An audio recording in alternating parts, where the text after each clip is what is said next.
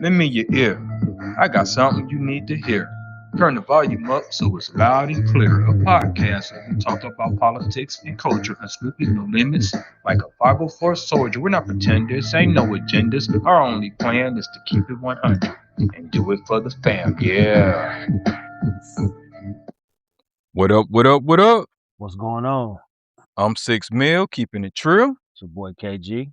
Welcome to episode 28 of For the Fam podcast. I'm gonna show your team some love today.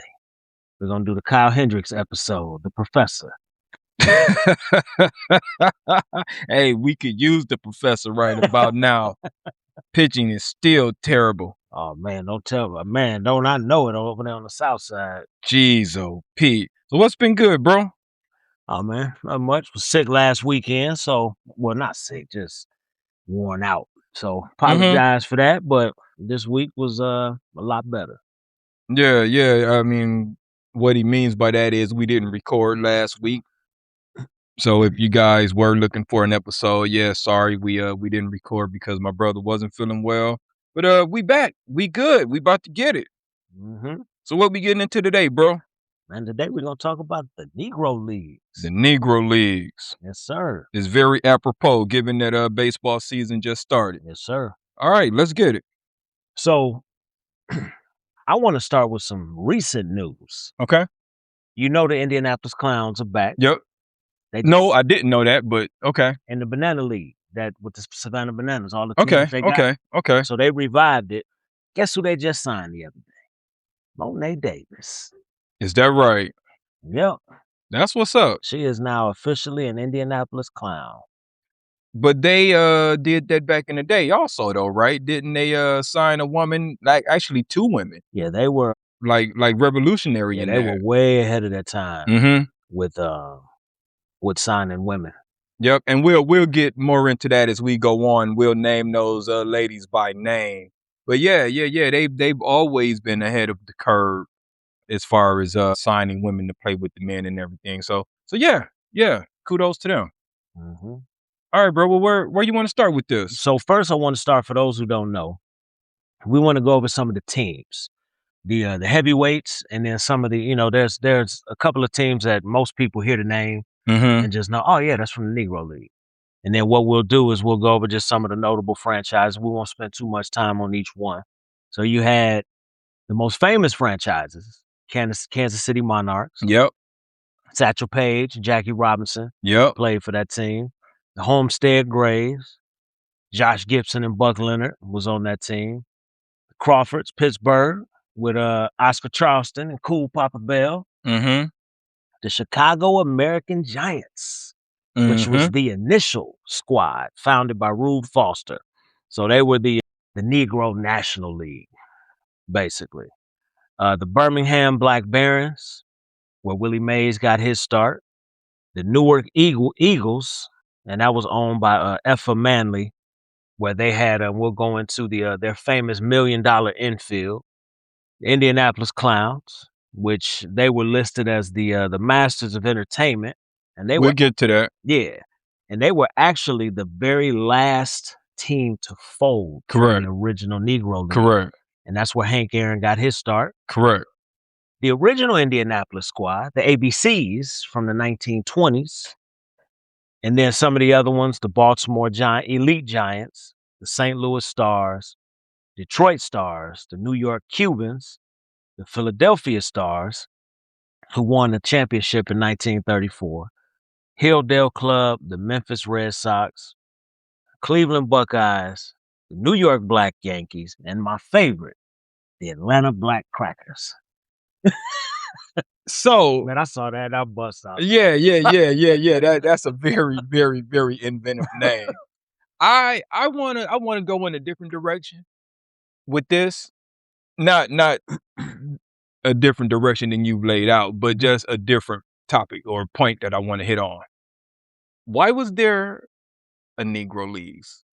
Why was it necessary?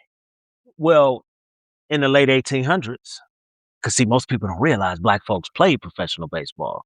And then there was an unwritten rule which banned black players Banned. Banned them. Banned. Not kick it, like, not say, hey, you got to leave.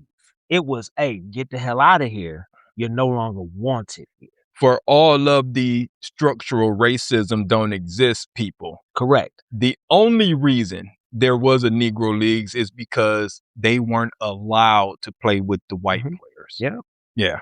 That's Go ahead, bro. The most famous person before 1900 was Moses Walker, who played what they call in Fleetwood, who played in the Negro Leagues. And then by 1890, it was basically a gentleman's agreement, a handshake amongst all the white owners that said, yo, they got to go. Yeah, cool. So here's something that a lot of people probably don't know. Much like the Harlem Globetrotters, who perhaps maybe we should do. These were real athletes. Yeah. And they were really good. How good, you say? Well, the Negro League World Series actually drew a better crowd than Major League Baseball World Series. That's how good these players were. When you talk about Satchel Paige, the oldest rookie to ever appear in Major League Baseball at the golden age of 42. So you may mention this, so I apologize if I'm stepping on your toes. It was said that he used to walk the bases loaded, instruct the outfielders to sit down, and then strike out the side. To prove his point. Yeah. Yeah. You know how crazy that is? Dude, 42, your career's ending, bro. And he was still good. He played an additional, what, like 16, 17 years? Yeah. Yeah. 7 to 60. Yeah, exactly. He was 59 when he retired, bro. That's nuts. Yeah. Just imagine in his prime years how good that dude must have been. You know what I'm saying? At 42, usually your arm is shot. Your fastball ain't the same. So imagine, if you will, now Bo Jackson is a favorite of both of ours. For sure. Imagine, if you will, a baseball field full of him.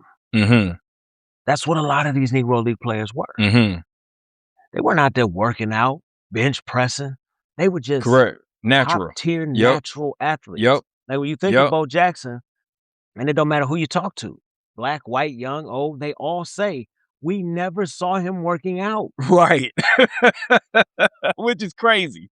Like when he ran that 40 time, because he didn't run for the NFL. He was at baseball practice in full clothing and ran a 4.2. Right. Let's talk about something that's very popular in Major League Baseball today. Night games. The Kansas City Monarchs basically were the pioneers of night games. MLB got that idea from the Negro Leagues. Going back to what we were talking about on a previous episode with the black inventors and how they don't get credit. This is another thing we can add to the list that these guys pioneered but won't get their credit for. Let's talk about Josh Gibson, the black Babe Ruth, which I hate that, by the way, because Babe Ruth should be the white Josh Gibson. Which a lot of people say, no. He was the white Josh Gibson. Yeah. And we should also add that Babe Ruth loved the Josh Gibson. Yeah. He thought that he saw him play and thought that he was one of the greatest hitters he'd ever seen. Yeah. So let me just read a little bit about Josh Gibson. Josh Gibson was a prolific catcher for the Homestead Grays and the Pittsburgh Crawfords. While official stats were difficult to track, we'll get into those stats. It is estimated that he hit nearly 800 career home runs. The legend goes that he once hit a ball so hard at Yankee Stadium that it actually flew out of the park. That means it cleared the bleachers.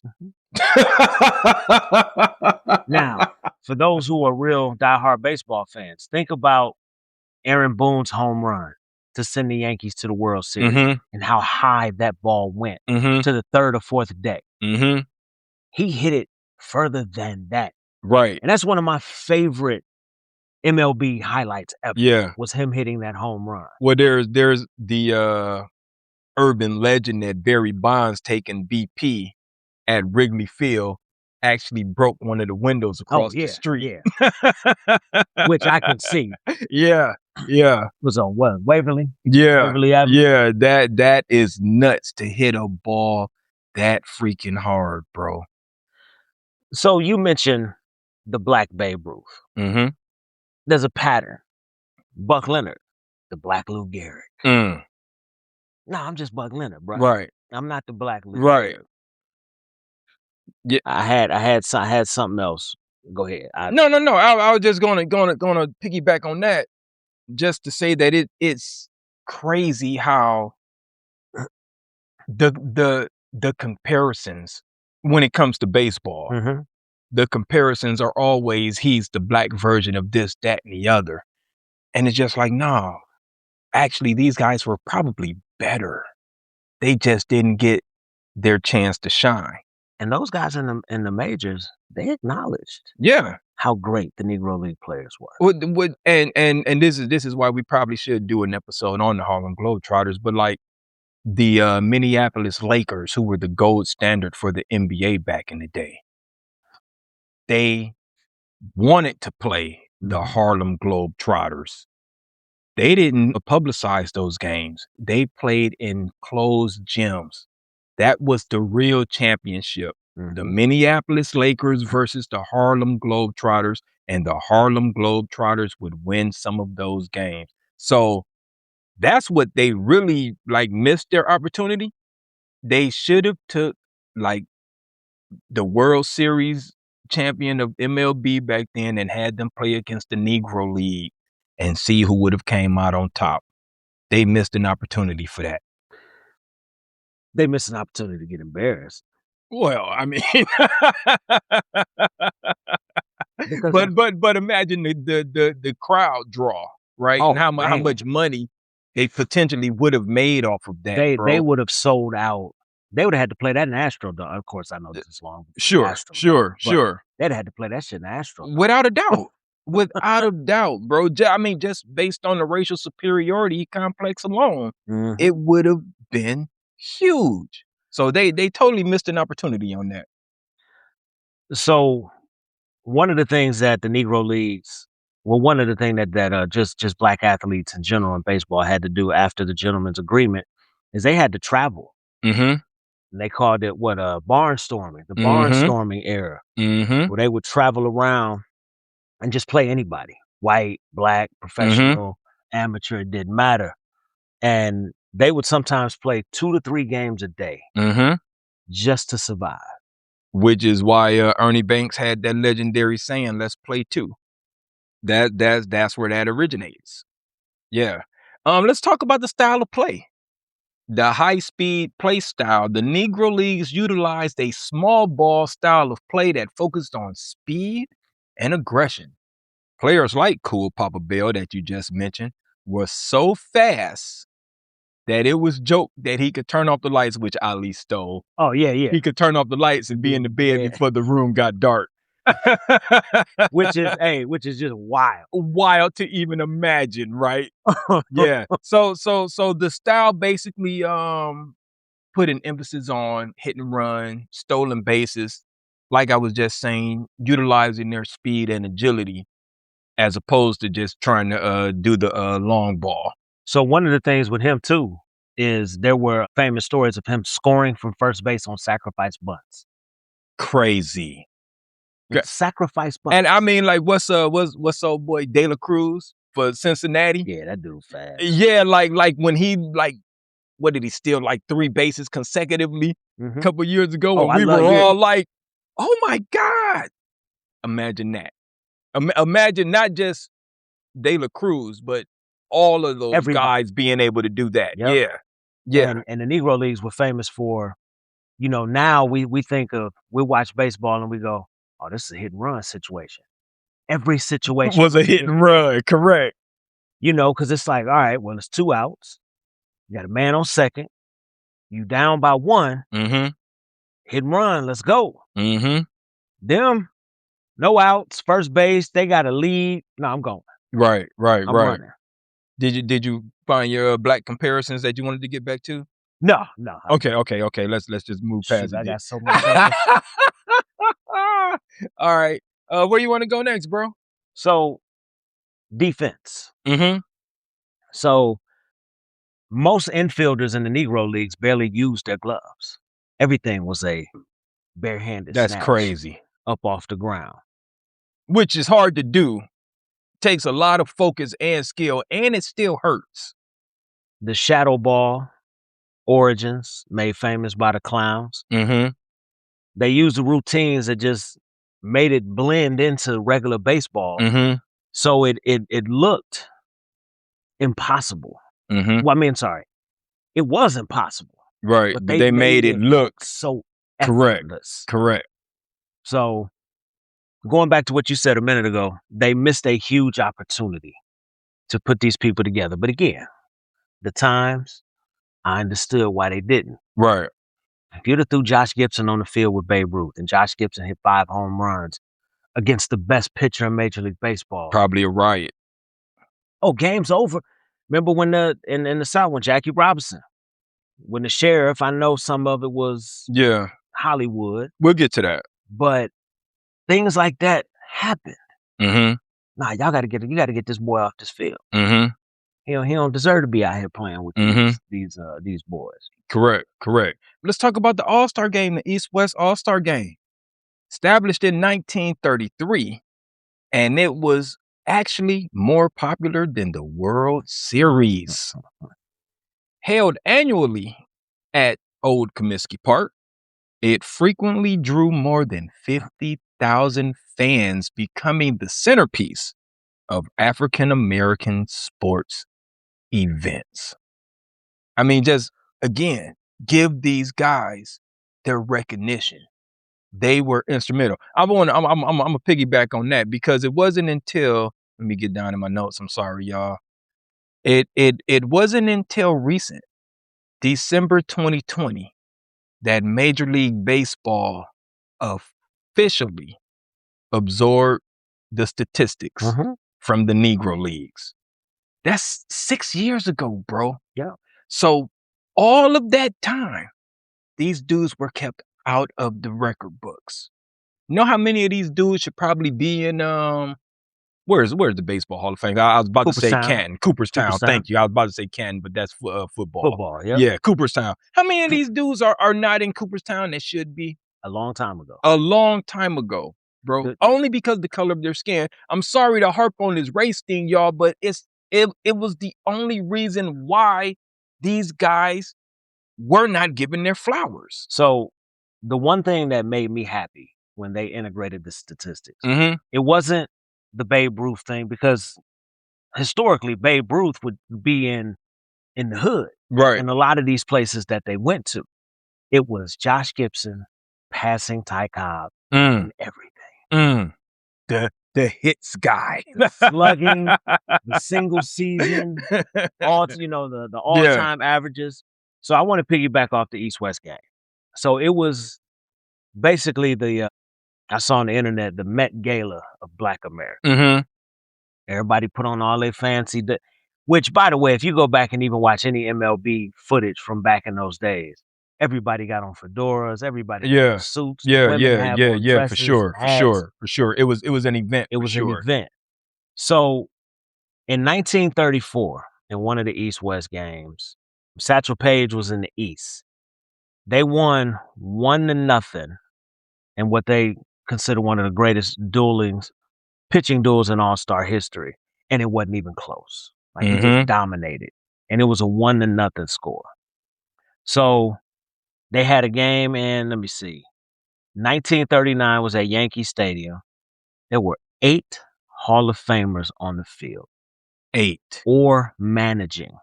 That was Josh Gibson, Buck Leonard, Oscar Charleston were 3 of the notable ones. Think about that. In a Negro League East-West game in 1939, there were 8 Hall of Famers involved in that game. That's crazy. They weren't good enough to be in the league. We'll come around to that. Sorry, not good enough to be in the show. Right. Right, right, right. We will definitely come around to that. Let's go back to the Indianapolis Clowns. Mhm. Since we live here. So you already mentioned that Hank Aaron played for Mhm. the Indianapolis Clowns.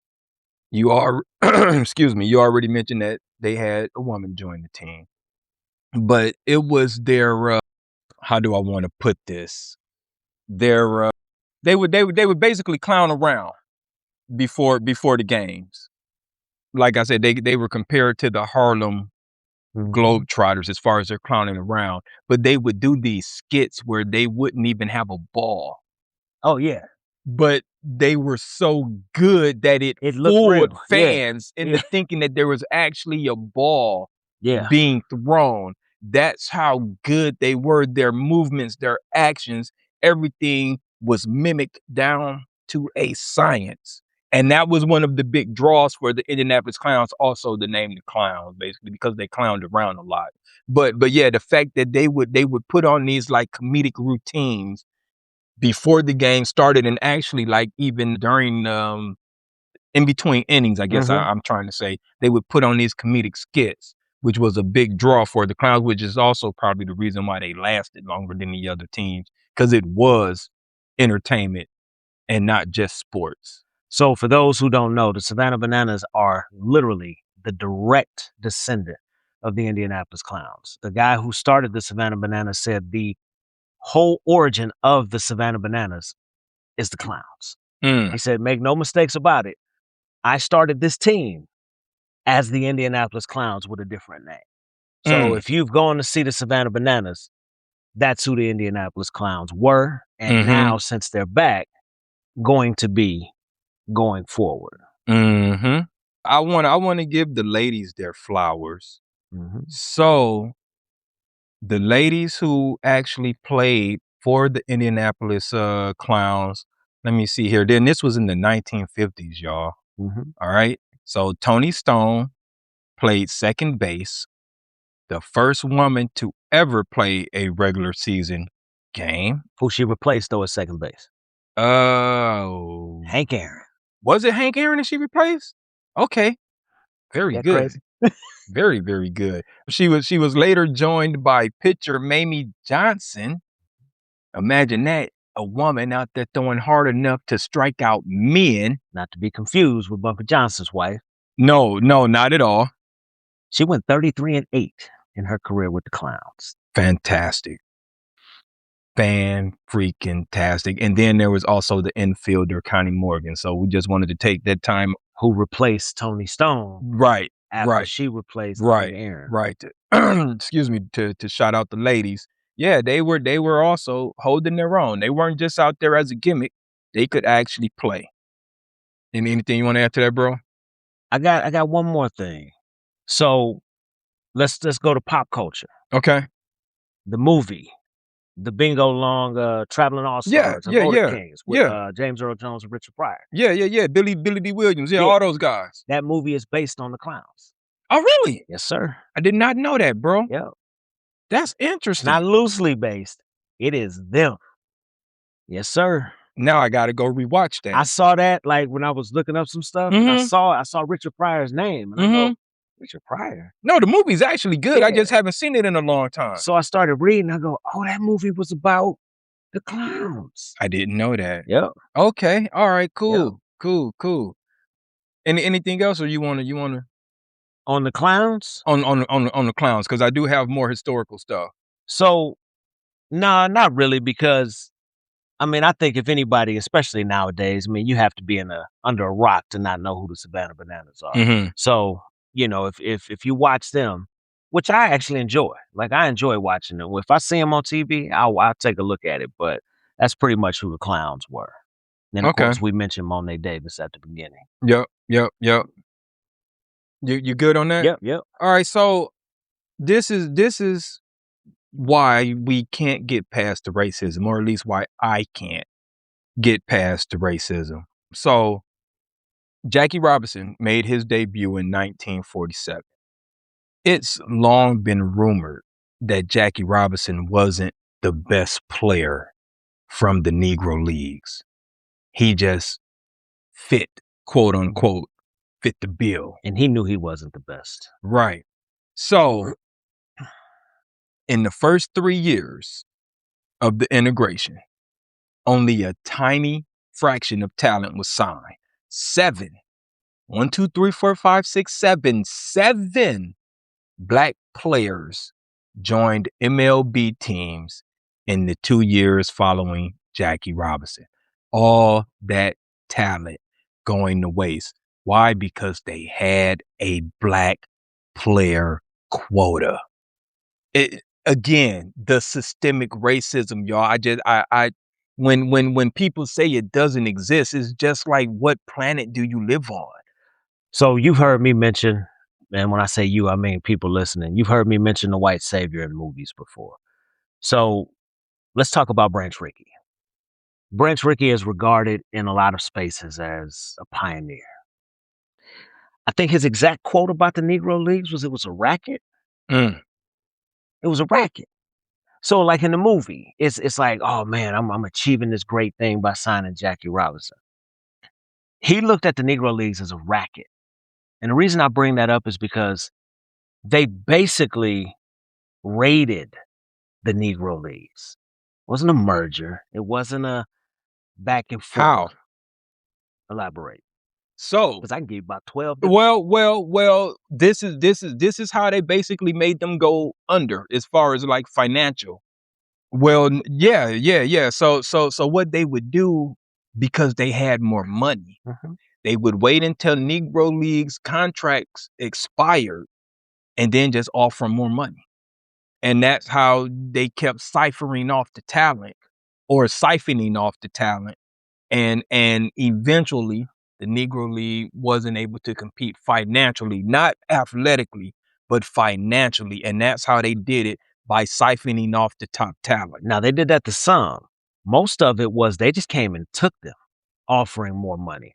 It wasn't until the Newark Eagles owner, Effa Manley, he sued the Cleveland. Well, he basically forced, because nobody wanted to tussle with Effa Manley, to give them $10,000 for Larry Doby, because they were just coming in and raiding the Negro Leagues, and they weren't paying the players.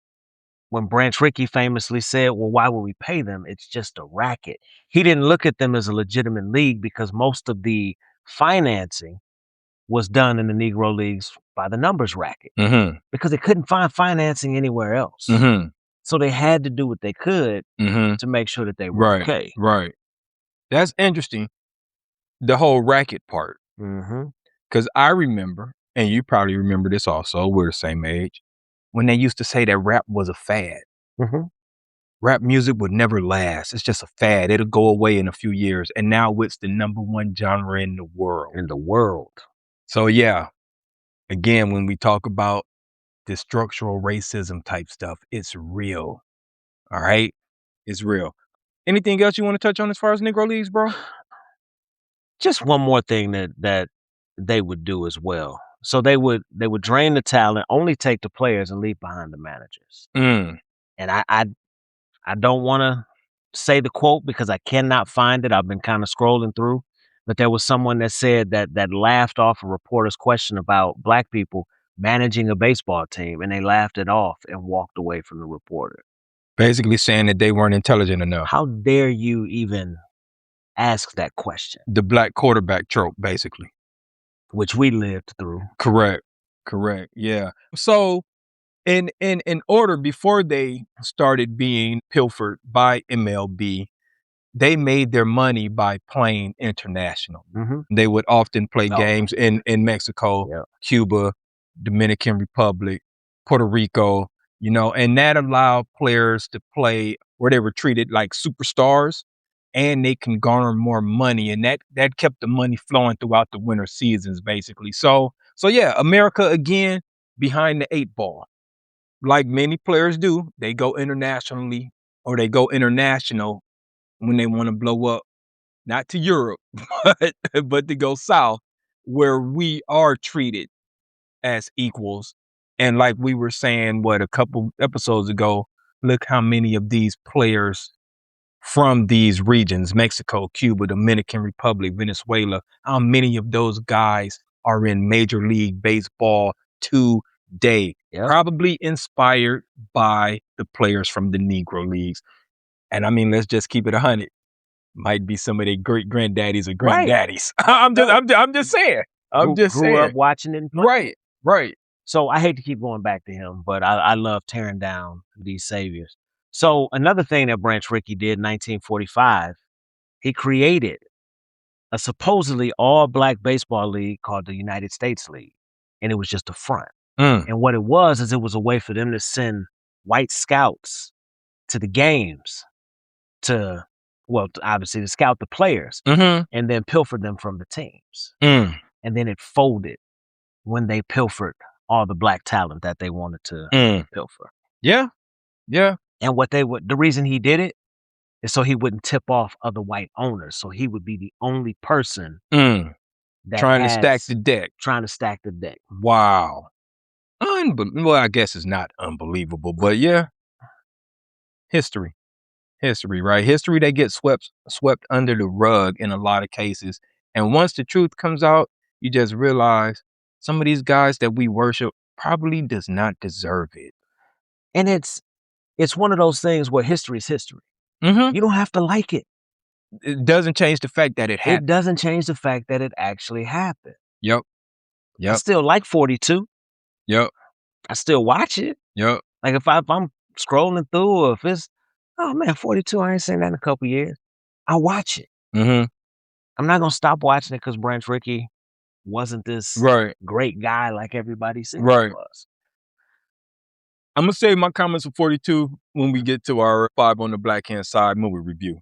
All right, y'all. With that being said, we're gonna leave that right there. We're gonna transition into current events.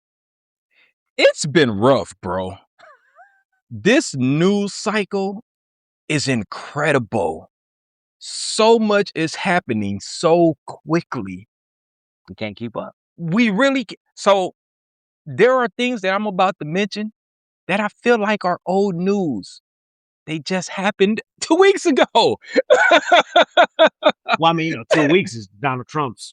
That's his thing. So I mean, this news cycle is vicious, bro. So anyway, with that being said, I want to talk about the Ghanaian president introducing, or well, I guess he did introduce it. That I don't want to say legislation, but anyway, it was basically stating that the transatlantic slave trade was the worst crime ever committed against mankind. 52 European countries decided not to vote. They abstained from the vote. 3 countries decided to vote against it. I understand why the 52 European countries said we don't want to vote. And you know, most of them gave the politically correct answer. We don't want to have a tragedy Olympics. Okay, cool. I get that. Yeah. It's a good political answer, but the real reason you don't want to vote is because you participated. I get why Israel voted it down. The 3 countries that voted it down were United States, Israel, Argentina. Argentina, there's no logic for Argentina voting it down. I get why Israel votes it down, because they want to have the monopoly on tragedy.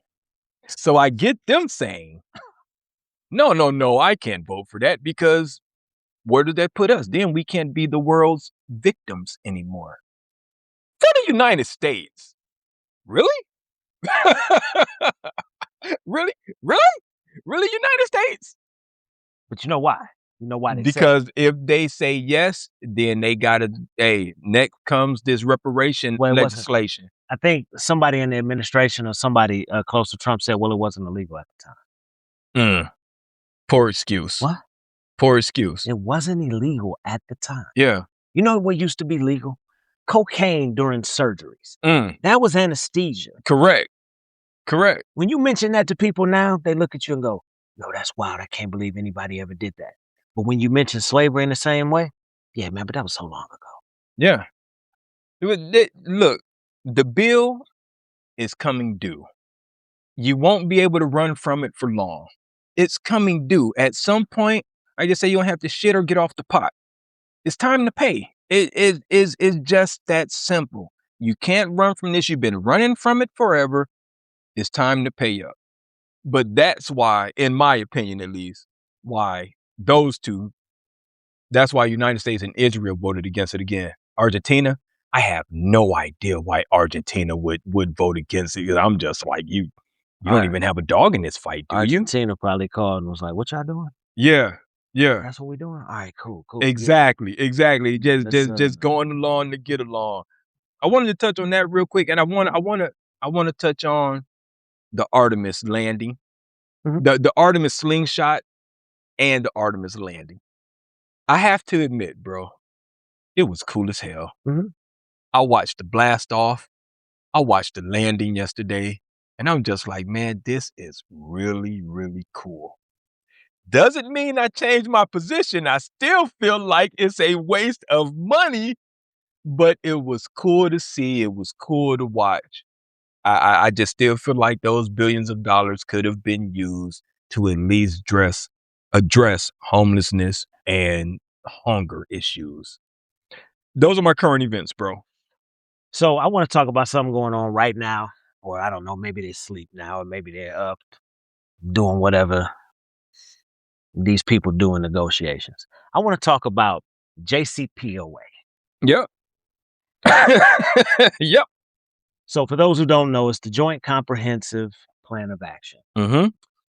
So some years back, Iran gave up 97% of its enriched uranium, and they dismantled. How much? 97%. Thousands of centrifuges. The international community had free reign over any remaining nuclear facilities in the entire country of Iran. That means they could show up at 3 o'clock in the morning, 3 o'clock in the afternoon, 7 days a week, 365 days a year. So they complied with the deal. They complied. They were compliant. Did I mention that there were cameras in all facilities that everyone had access to?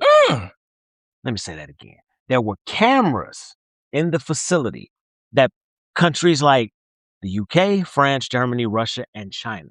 Russia and China were behind this. So it was a good deal. It was a good deal. Okay. So in exchange, a lot of economic sanctions were lifted on Iran. So here's the consequences of 2018 when we pulled out of said deal. One thing I will agree with this administration, they were a lot closer to a bomb than they've ever been. But it's because of your administration that they are. What did they do? Just ripped up the deal. Oh, okay. Just ripped up the deal. So here's what happened when you ripped up that deal. Now, when people show up at 3 o'clock in the morning, they get straps pulled on them. Correct. Get the hell out of our country. Correct. You're no longer welcome. Correct.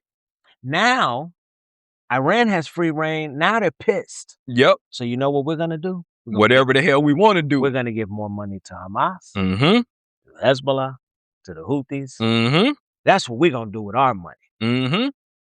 Basically, fueling the catastrophe that's going on in the Middle East, hell, since long before we were born and our parents were born. So then what do we do in 2026? We launch a military invasion, Operation Epic Fury. The Strait of Hormuz closed.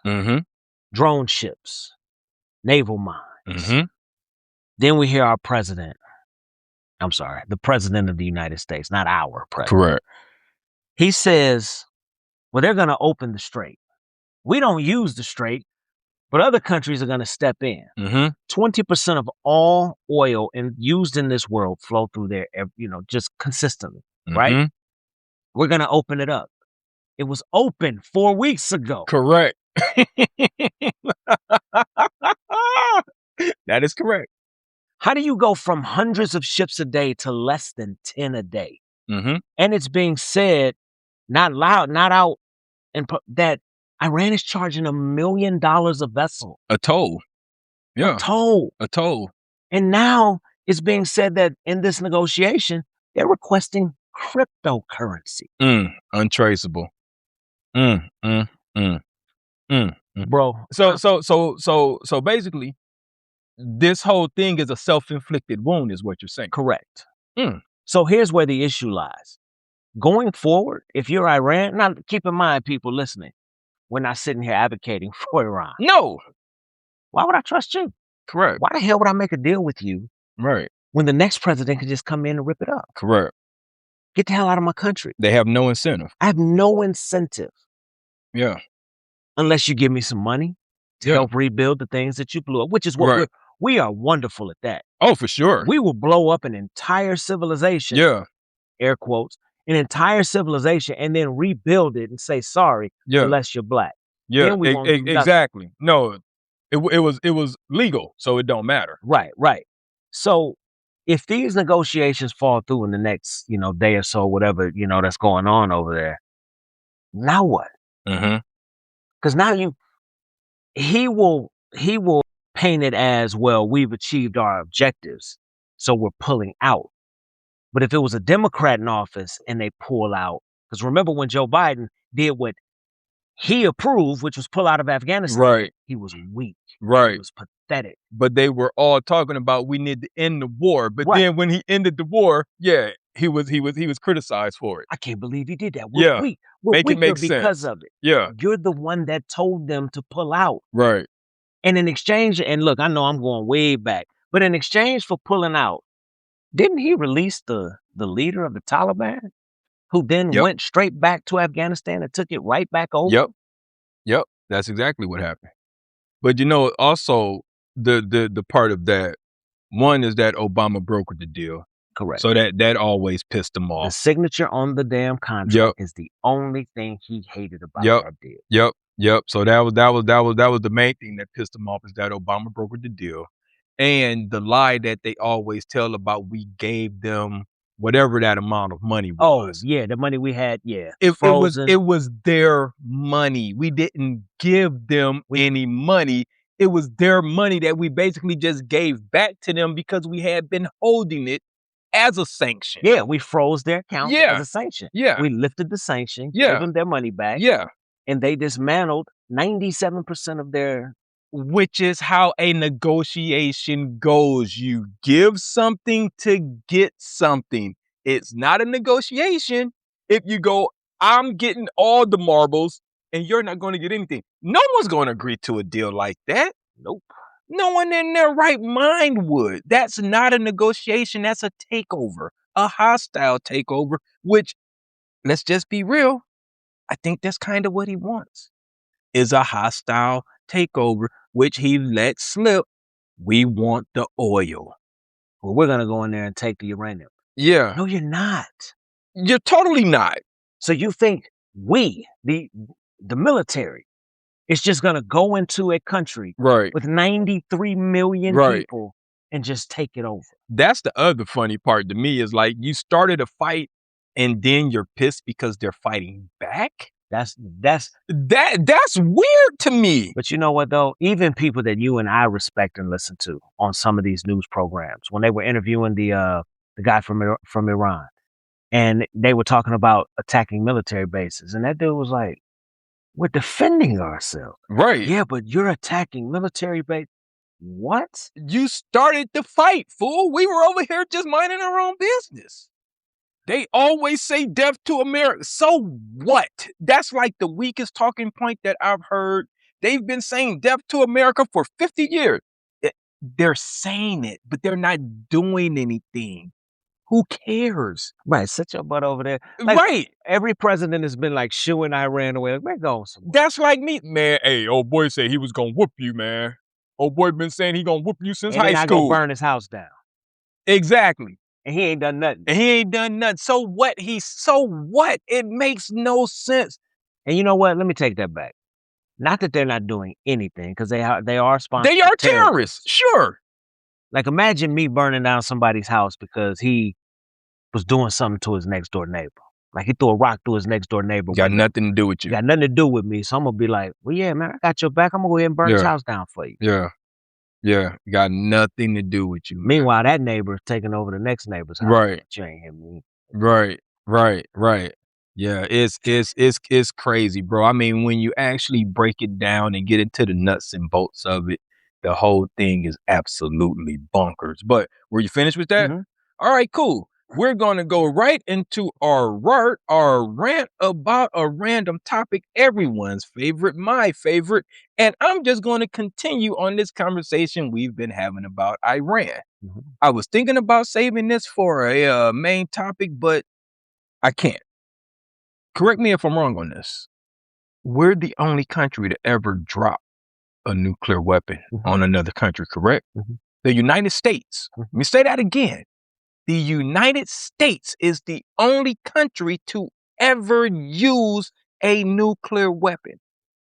How would we feel if China said, hey, y'all need to get rid of y'all nuclear weapons, get rid of y'all nuclear stockpile, because y'all are the only ones who've ever dropped a nuclear weapon. You're terrorists. And then they got Russia to back them. And this is the logic that's being applied to Iran. They're being bombed for something that they've never even done. Let me say that again. They're being bombed because they might enrich their uranium and they might drop a bomb on Israel. I mean, because that's who it's really about. We're living in Minority Report. Exactly. You're being punished for, or they're being punished for a crime that they might or might not commit. The whole thing is so foolish. Thought process. But here's two thoughts here. One country should not be able to tell another country what kind of weapons that they get to possess. That's like your neighbor telling you, hey, I got a gun, but you can't have one. Why? Who the hell are you? Who are you to tell me I can't have a gun, but you got a gun? It's so crazy. But here's my bigger issue. Perhaps no one should have nuclear weapons. Maybe everyone should get rid of their stockpile. And I mean everyone. Every country that has nukes should have to get rid of it. That doesn't mean that, the technology goes away, because you can't, once you know how, you know how. But if you're really after world peace, then no one should have a nuclear weapon, because no one wins a nuclear war. It's nuclear holocaust. The majority of the world's going to die. If they don't die from the initial blast, they're going to die from the fallout, the radiation, etc. Watch the TV shows. No one should have a nuclear weapon. So the whole thing about we don't want them to have nukes. Well, I don't want us to have nukes. I don't want China to have nukes. I don't want Russia to have nukes. I don't want Israel. Yes, Israel has nukes. I don't want Israel to have nukes. I don't want Pakistan to have nukes. No one should have a nuke. What good is it going to do? They drop theirs, we drop ours, boom, end of the world. Excellent. No one's here. No one's here to celebrate. No one's here to enjoy it. Be like the show, what was it, Silo? Exactly. It's so stupid. The whole thing just baffles me, because it's like, if you really want to negotiate for peace, and this isn't just US and Iran, this is everyone. If you really want to negotiate peace, everyone would get rid of their nukes. That's a progressive world, in my opinion. That's my right. I know I probably went on longer than I should have, but yeah, I get fired up over that, because the conversation just drives me crazy. Who should and who shouldn't have nukes? No one should have nukes. We we complain about being the world police. Yeah. But then we constantly do the things that people who police the world do. Right. Like, look, a lot of the complaints that Donald Trump has had over the years, some are very valid. Why are we sending so much money to X, Y, and Z? For sure. We should be doing for sure this, that, and the third. For sure. But then you turn around and spend $1 billion a day for a month straight to get nothing out of it. To get nothing out of it. No, I take that back. You've made the economy worse. The global economy worse. Not just American economy, by the way. Okay, fine. JD, you're against this war. Go negotiate. What? And then you gonna send me over here with your punk ass son-in-law? Who isn't a government official at all. He's part of what did they call it? The peace, which is man. Yeah. And listen, I get it, okay? For the nuclear enthusiasts, it's a deterrent. No, it's not. It's not a deterrent. All it is the carrot dangling in front of the rabbit. Well, if they got nukes, then I need to do everything in my power to get nukes. That's all it is. It's not a deterrent. It just pushes everyone else to get nukes because they're like, hey, in order for me to fight, I got to have a nuke. You got a gun. We got beef. I don't have one. I need to go get a gun. Exactly. I mean, that's all the nuclear weapon does. It's not a deterrent. It puts the world in danger. Well, because these other countries, they know in this climate, you're not stupid enough to launch it. At least that's the hope. That's the hope. But that tweet last Easter. But the thing is when your president is a senile, borderline dementia patient. Yeah. I mean, how do you get rid of a civilization? By dropping a nuke on them. That's how I read it. Which he doesn't understand. You'd have to drop 3 or 4 to annihilate that country. Yeah. Which in turn, but it wouldn't fall just out. Exactly. That part. It wouldn't just get Iran, it'd get all of their surrounding neighbors. Iran, Iraq, Kuwait. Correctamundo. Yeah. I'm sorry, bro. No, you good. I'm done with my work for real this time, y'all.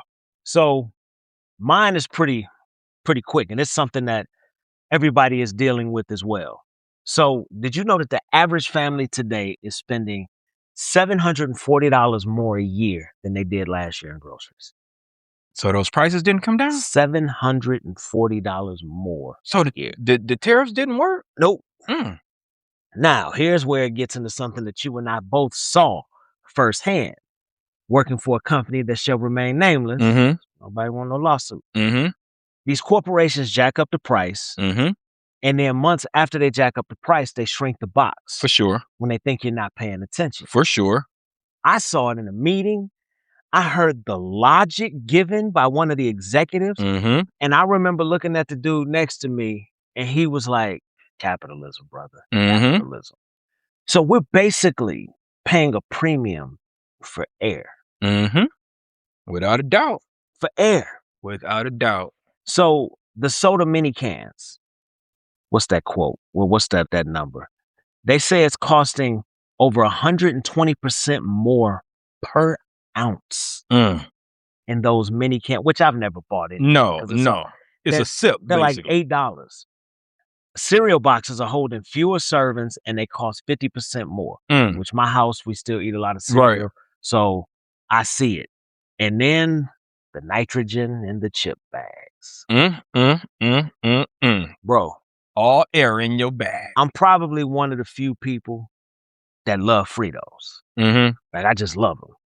Chili cheese, to be exact. Bro, I bought one the other day. A third. The bag was this slim. It looked taller. Yeah. Now, Frito bags have always been stuffed because of how they're made. But the bag was slim as hell. The product is taking up a third of that packaging. Not half. A third of it.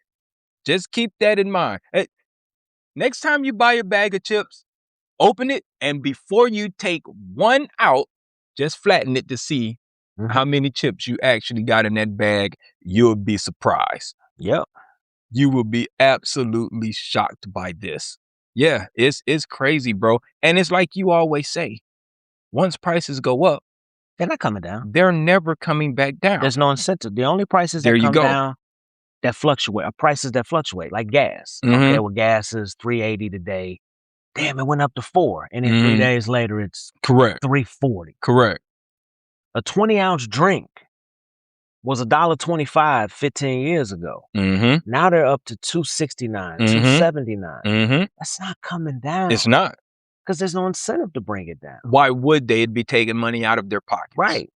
Yeah. You running a business? Why the hell would I do that? Yeah. It's like you said, if you're willing to pay this price, then why would I? The only way prices are ever going to come back down, Lord forbid, is we have just a major recession. Yeah. That's the only way. It'll force them because no one will have any money to spend. It's the only way prices are coming back down. Like I said, Lord forbid, but that's sort of the remedy. Unfortunately.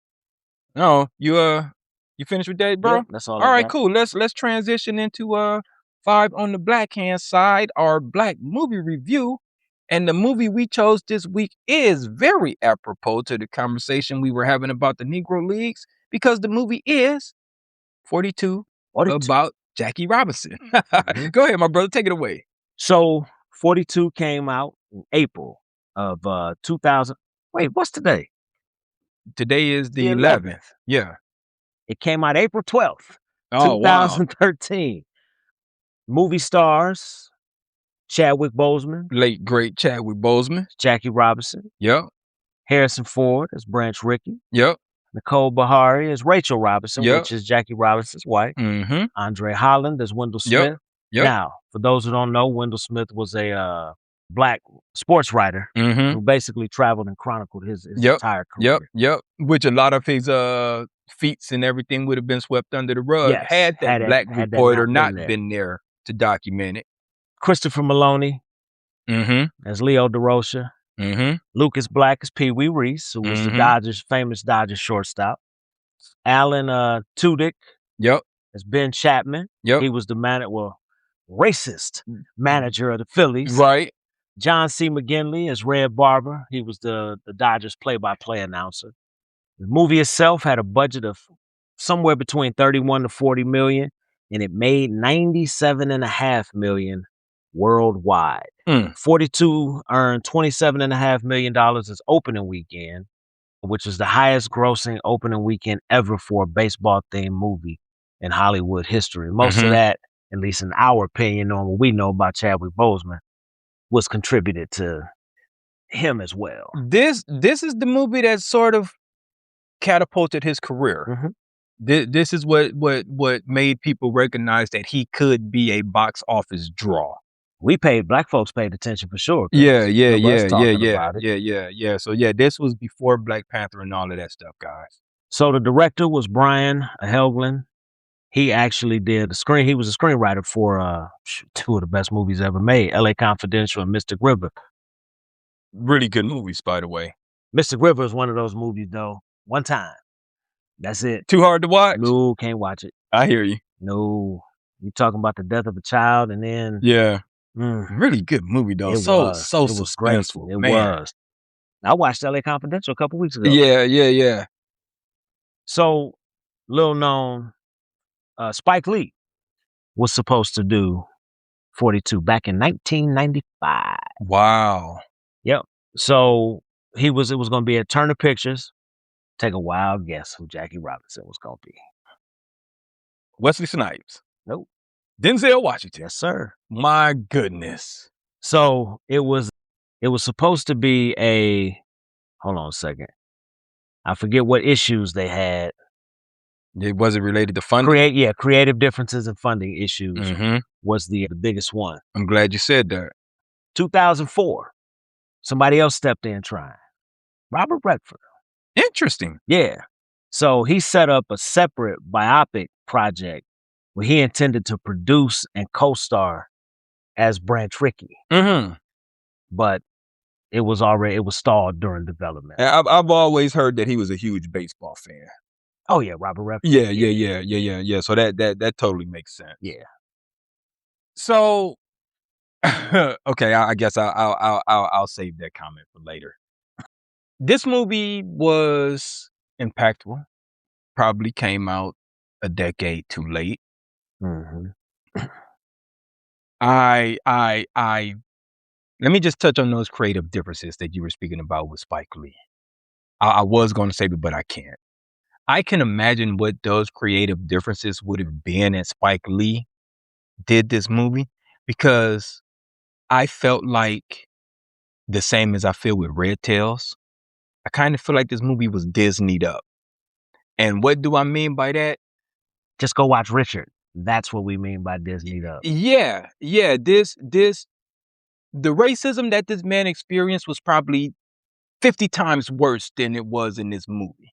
You know, there were a few scenes of the overt racism. For the most part, it was, come on, Jackie. Hey, Jackie. It was just like, man, knock it off. We know it wasn't. You guys were not that accepting of this guy. And that's those creative differences that I bet you Spike Lee was like, no, we're gonna I want to go hard at that. And they were probably like, no. And the fact that you always bring up the fact that they made him testify against Paul Robeson, and none of that stuff was mentioned in the movie, which is why I always say Jackie Robinson wasn't the best player. He was the right player. Yeah, right player at the right time. Correct. Yeah, they wasn't gonna put Josh Gibson. Exactly. Exactly. It's the Kobe AI argument, if you will. You know, AI was probably top 1, top 2 in his prime in the NBA, but you know, he didn't fit the bill. He didn't have the right look. He didn't have the right attitude. He didn't speak well enough to be the face of the league. But AI, whether they like it or not, he kind of was the face of the league. But it was. But you know, they didn't promote him as the face of the league like they should have. Josh Gibson notoriously was just like Babe Ruth. Like Babe Ruth was not a pillar of the community. He was an alcoholic. He's an alcoholic. Yeah. Josh Gibson,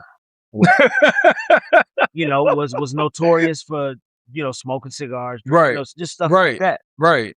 But Babe Ruth got away with it. But yeah, you know, Jackie Robinson, right place, right time. But going back to what you were talking about with the races, he was physically assaulted while running bases. Interesting. Like he was being elbowed, knocked down. Verbal assaults from the dugouts, being headhunted by pitchers. Constant. He stole so many bases because he got hit by so many balls. Right.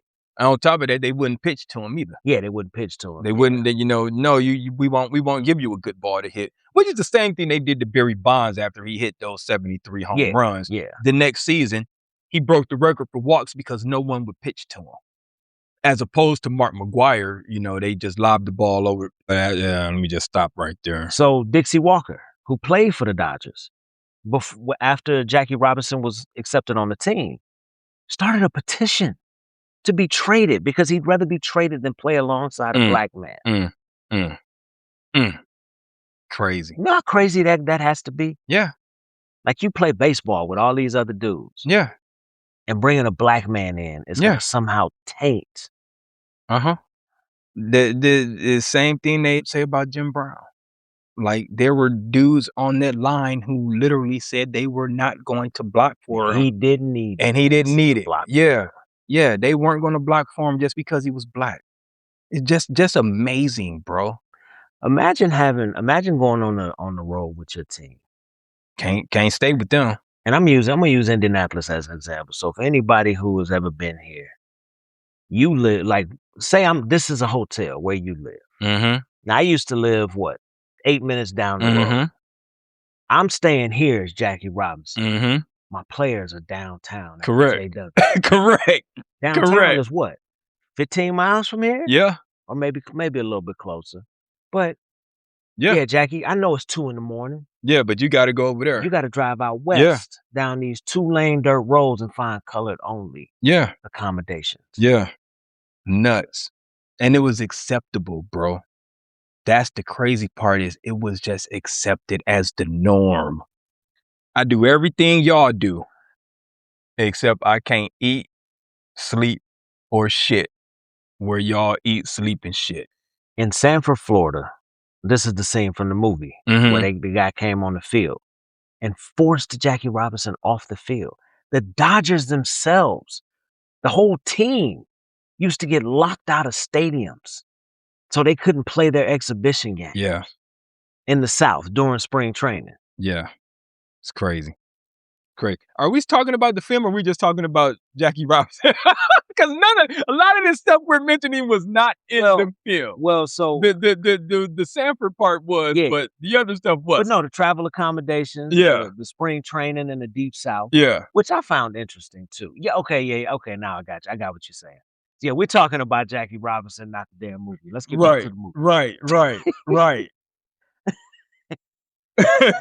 Hey, all that shit should have been in the movie. It should have been, which is what I was hinting at about the creative differences. I don't know. I mean, I found the movie to be entertaining, but I feel like it could have been so much better had they introduced, if not all, but just some of those points that we were just making. Mm-hmm. I just feel like it didn't get gritty enough.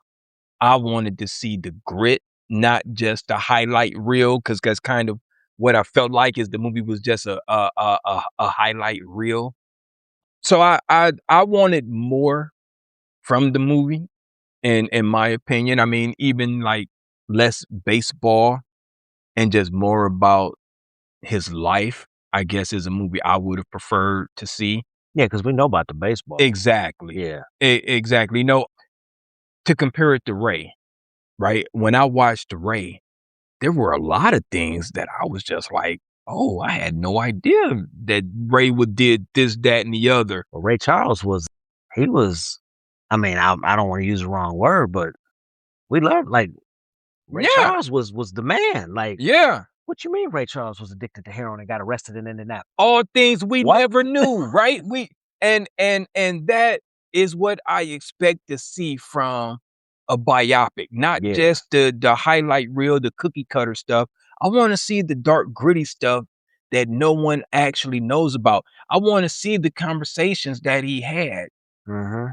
If you don't testify against Paul Robeson, we're going to do this, that, and the other. I want to see what motivated him to go against that other black man.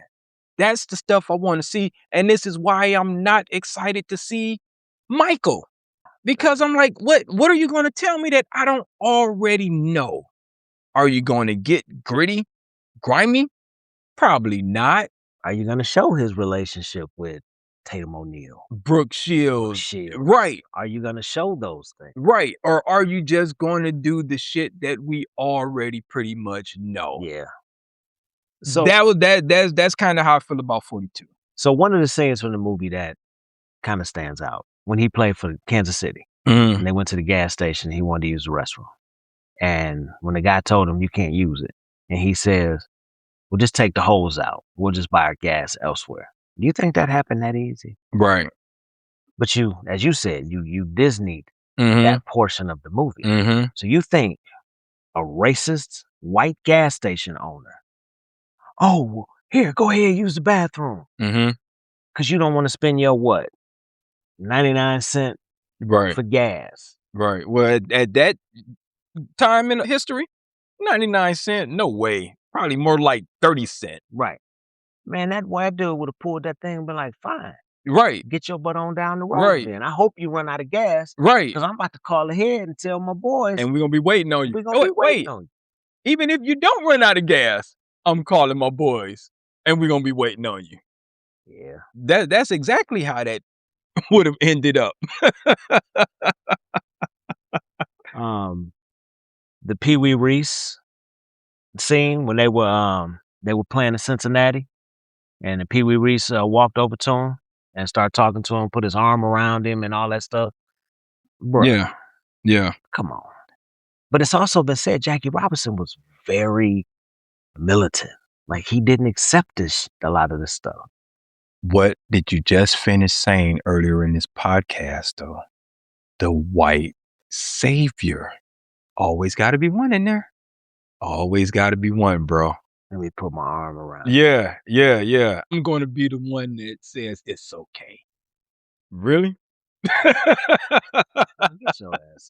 Exactly. And it just, the whole meritocracy thing is just such a scam because we know that those standards don't apply when you're black, even to this day. More so back then, but even to this day, that meritocracy doesn't apply. I was talking about the Artemis landing. Mm-hmm. If it was up to this administration, that black pilot, he gonna be scratched out of the record books. But you know, they were happy to have that dude from Canada. Was on that mic just praising Donald Trump. Like, bro, you from Canada. I mean, look, 40 years from now, we'll be doing another Black History episode going, hey, did you know the black dude was the pilot on the Artemis 2? What? For real? Yes. He was the damn pilot. Yeah. Yeah. He'll be eliminated from the record books. And again, I'm sorry, y'all. I keep getting off this movie, but like I said, because I just found it to be cookie cutter. Can I add something to that? Yeah. Go Cookie ahead. cutter portion. When I mentioned Jackie Robinson was very militant, he was court-martialed. Court-martial, right? Which they actually made a movie about the court-martial of Jackie Robinson for refusing to go to the back of the bus. Yeah. Yeah. Let me say that again for anybody that's not understanding. He basically was court-martialed. So no. I'm gonna use a different analogy. I walked into the gas station and stole a Chico stick and got 20 years in prison for it. You might want to change that Chico stick reference, though. I love Chico stick. I know, but that's dating us, man. People probably don't know what a Chico. People probably don't know what a Chico. Like, what the hell is a Chico stick? So the one by the apartment, right at the register, he got a box of Chico sticks. It just sit right there. How much are they? Like 25, 30 cents. He don't charge a lot. But you know they were a dime when we were kids. Yeah. Bro, but yeah, I was about to say like the Boston Baby lemon heads at the Little League field. A dime for a box. Good old days. Good old days. You're right. My bad, bro. I totally No, it's all good. But no, just to mention how Disney these movies are. And it's not just that one, it's a lot of them. Yeah. Like I mentioned Richard earlier. Yeah. With Will Smith. I don't want to see a Disney version of what Richard Williams went through to get his daughters on the tennis court. Right. I want the raw. Like remember when he got his ass whooped by some brothers. Right. That's what you put in there? Right. You that's what you Right. You're not showing where the white tennis court owners and people were like, man, if you don't get your blankety blank away from there. Correct. The gatekeeping. Right. But you put in there him getting beat up for sure by some people in Compton. For sure. Gotta. Oh man, that's I don't have much more to say about 42, bro. You want to just go ahead and rate this thing then? Yep. Oh man. Because of the historical significance, I'm not just gonna totally crap on this movie. So I'm gonna give it 2.5 high fives on the black hand side. How much? 2.5. I still think it was entertaining. Just the fact that we know that they left a lot out, I can't go higher than the 2.5. So if this was about if this was just a Jackie Robinson conversation, I'd go 5. But I would say probably 3. And the reason I'm giving it a little bit more is because it was made. The fact that I feel somebody said, I feel that. You know what? Let's go ahead. I feel that. And make this. Yeah, I feel that. I hear you. I'm still gonna stick with my 2.5 though. All right, y'all. That's our 5 on the black hand side movie review of the movie 42. Go watch it. It's worth a watch. If you got a couple of hours to kill, you're a baseball fan. It's a lot of baseball highlight scenes in there. So go watch it. You'll understand why they wear 42. Why every Major League Baseball player wears 42 on Jackie Robinson Day. You'll understand more about the significance and why they do that. All right. We're going to go into our closing monologue. KG, the floor is yours. So today I don't really have much, but I want to talk about the Negro Leagues. We're going to continue on it. So basically from the Clowns to the Grays, these brothers weren't just playing for a box score. It was for their dignity, basically in a country that tried to keep them in the shadows. Mm. They had their own stars, their own legends, and a style of play that was faster, bolder, and louder than anything that the majors have seen, maybe until recently. Mm-hmm. So, when we talk about the good old days of baseball, which we just talked about, let's make sure we're telling the entire story. Because the game didn't start being great in 1947. It just finally opened its eyes. I like that. Excellent. All right, y'all. That concludes this episode of For the Fam podcast, episode 28. We hope you guys enjoyed. I want to take a moment to shout out some new international listeners that we've gained over the last couple of weeks. We see you guys. We recognize it. And I'm going to give you guys an assignment. Share this with 2 friends. All right? International and domestic. If you like what we do, if you enjoy our sessions, share this with 2 friends. All right? Send them the link. Uzbekistan, brother. I don't even know where the hell that's at. I saw that, was like, what? All I know is it's Eastern Europe. Uzbekistan. All right. All right. Shout out to Uzbekistan. I hope we're pronouncing that correctly. Probably not. All right, y'all. Well, we're going to leave it there for now. Again, we thank you guys for tuning in. I'm 6 Mil, keeping it true. It's your boy KG. And we'll holler at y'all next time. Peace.